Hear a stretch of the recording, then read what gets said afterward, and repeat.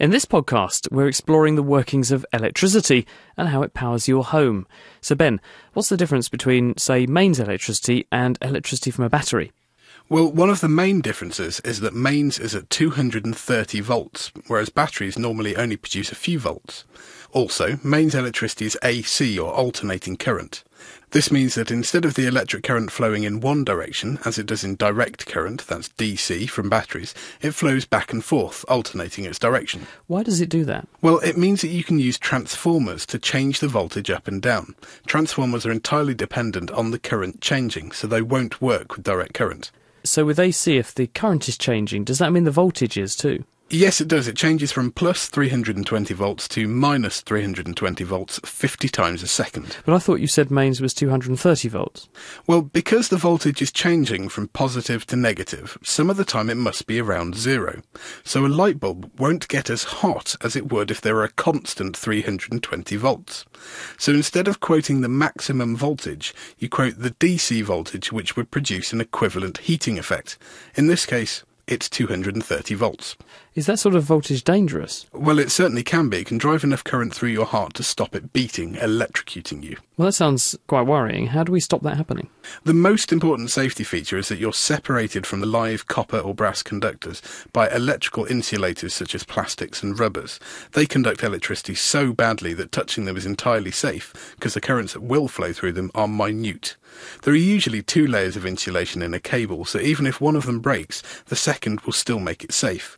Also, any mains equipment that is made of metal has to be earthed. And how do you earth something?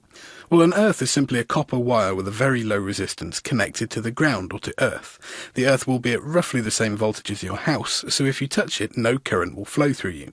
Earthing something simply means attaching it electrically to the earth. But why would you want to do that? Well, if a live wire falls off inside the device and it touches the case, possibly a dangerous current could flow through you.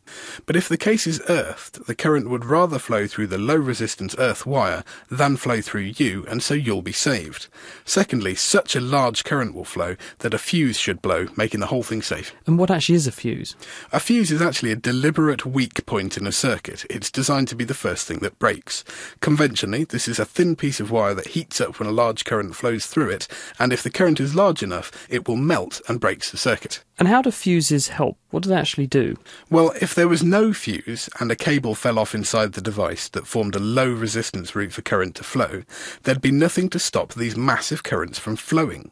This would mean that the wires would heat up to huge temperatures and could start fires. But if a fuse does blow, what happens then?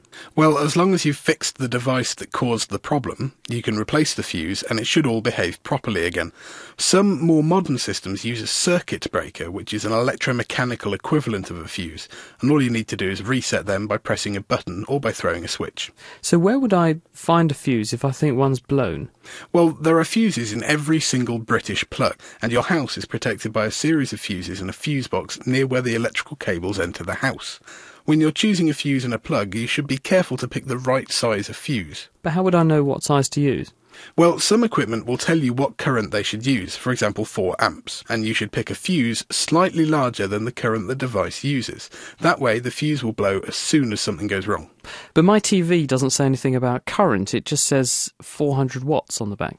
Well, that's just saying that it uses 400 watts of power. Power in the scientific sense means the rate at which energy is being used. So if a device uses 1 watt, then it will use 1 joule of energy every second. So power equals energy used divided by time. So therefore my TV is using 400 joules of electrical energy every second. But how does knowing that help me to decide what fuse I should put in to make it safe? Well, there is a way of relating power to current. Now let's start off with voltage. 1 volt gives 1 joule of energy to each unit of charge, which is called a coulomb. If you have a current of 1 amp, that's 1 coulomb per second. So how much power does that equate to? Well, 1 amp at 1 volt would be 1 joule per second, and that's 1 watt of power. So then how do I use that to work out what sort of fuse to put into my television? Well, this means that the power released in a circuit is equal to the current times the voltage. Now you need to rearrange this equation to find out the current that your TV needs. So if we divide both sides of the equation by voltage, we get current on one side and power divided by voltage on the other.